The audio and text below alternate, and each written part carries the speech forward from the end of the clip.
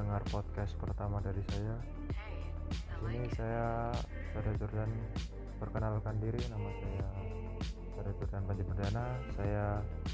Dari saya adalah mahasiswa di Universitas Binus Malang. Di sini saya ingin menyimpulkan tentang tugas saya yang telah diberikan dosen saya, dan tugas ini adalah tugas akhir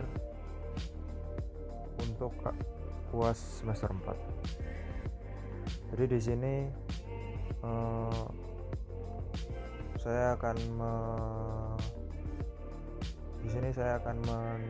menyimpulkan tentang karya ilmiah, sebuah tugas karya ilmiah dari saya yang berjudul Strategi Agar Bisnis Bertahan Dalam Situasi Sulit. Latar belakang dari judul karya ilmiah saya adalah selayaknya kisah hidup tiap individu pasti akan ada masa murung yang dalam kondisi di bawah pun juga ada dalam masa jaya ketika sedang naik di atas. Hal tersebut juga selayaknya dapat disamakan ketika terjun dalam dunia bisnis, yang dimana pasti akan ada dalam fase naik maupun turun. Ketika dalam fase naik, setiap orang dapat meraup keuntungan hasil dari jerih payahnya untuk melebarkan lini bisnis agar makin berkembang, dan sebaliknya jika dalam fase turun, kita harus memutar otak menyusun strategi bertahan supaya bisnis akan terus berjalan. Apalagi ya, yang namanya bencana tidak mengenal hari. Bisnis besar maupun bisnis kecil pun, industri pangan maupun sandang, jika tidak mempersiapkan secara tepat maka akan bisa kolaps, bangkrut lah lebih tepatnya. Maka dari itu perlu adanya persiapan dalam menetapkan strategi bertahan guna terus menyeimbangkan neraca perusahaan ketika dalam situasi sulit. Contohnya situasi seperti ini. Situasi yang sebelum awal tahun 2020 kita akan mengharapkan bisnis kita akan baik-baik saja dan lebih berkembang ke depannya, dan setelah medio 30 hari setelahnya tiba-tiba bencana ini datang dan tidak bisa diduga. Maka hal terpenting ketika dalam situasi seperti ini yaitu memutar otak dengan mengubah strategi bisnis supaya neraca keuangan terus seimbang antara pemasukan dan pengeluaran. Karena sejatinya akan ada sebuah cara yang lain supaya bisnis yang dijalankan tetap bertahan.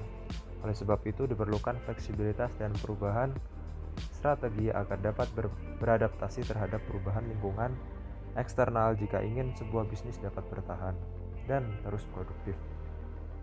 Kemampuan bertahan lebih dimiliki oleh industri kecil, menengah, karena sifat bisnis itu sendiri yang langsung dikelola oleh para pemiliknya sehingga fleksibel dalam beradaptasi terhadap perubahan lingkungan dan mempunyai kecepatan dan tekad, sejalan dengan pendapat dari Pak Triyono bahwasannya dia mengatakan dampak dari krisis mempengaruhi faktor-faktor pengelolaan bisnis pada beberapa perusahaan sehingga beberapa usaha-usaha mengalami kebangkrutan. Tetapi di antara mereka juga masih dapat bertahan dalam kondisi kritis. Di antara mereka yang masih dapat bertahan dengan cara meningkatkan kinerja perusahaan. Jadi krisis tidak bisa diprediksi datangnya. Jalan terbaik untuk menghadapinya adalah mengetahui dan membuat perencanaan sebagai jalan keluar dari krisis.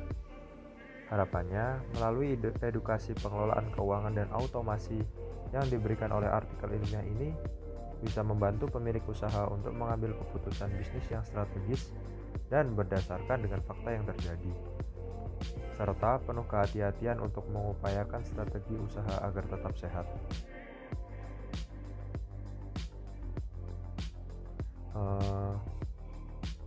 Pembahasan dari artikel ini yakni pada awal tahun 2020 ini dunia dikejutkan dengan wabah virus corona atau COVID-19.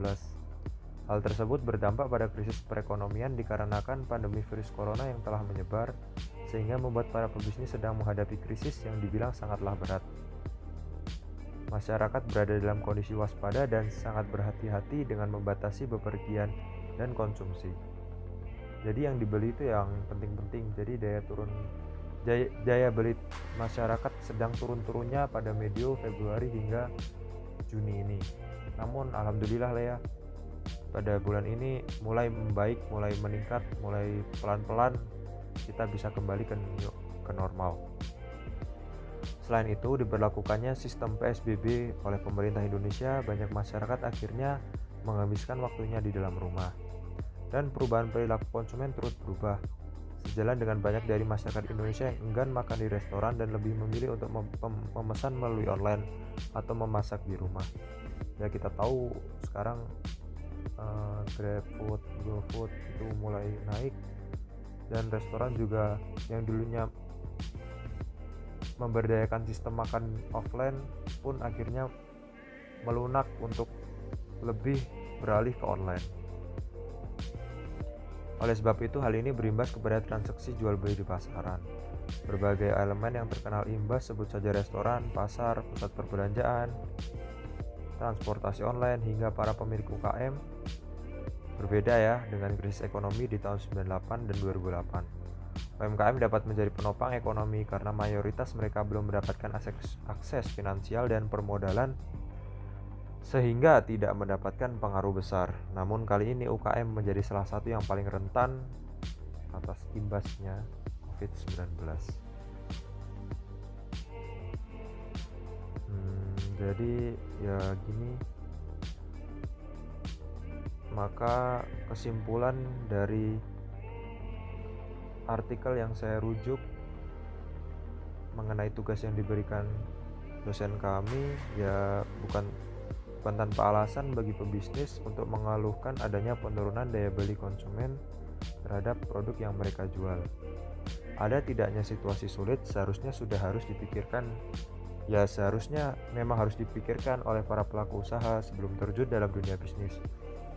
Jadi sepatutnya mereka dapat mampu beradaptasi untuk mencari jalan keluar supaya bisnis mereka itu mampu bertahan gitu loh di situasi sulit. Jadi tidak ada alasan bagi para pengusaha untuk mengeluhkan keadaan seperti contoh sekarang, sehingga perusahaan akan terus bertahan, usahanya tetap jalan, bahkan bisa berkembang ketika mereka dapat melewati situasi sulit seperti ini. Ya semoga, ya menurut saya sih semoga dunia bisa cepat pulih, dunia segera kembali normal, perekonomian masyarakat bisa kembali normal supaya negara ini bisa terus berkembang menuju hal yang lebih baik. Ya, sepanjang umur semoga COVID ini segera usai. Ya, terima kasih telah mendengarkan suara pertama dari saya. Semoga hal yang baik-baik dapat kalian ambil dan hal yang buruk dapat kalian kritik di kolom deskripsi di bawah. Ya, terima kasih. Assalamualaikum warahmatullahi wabarakatuh.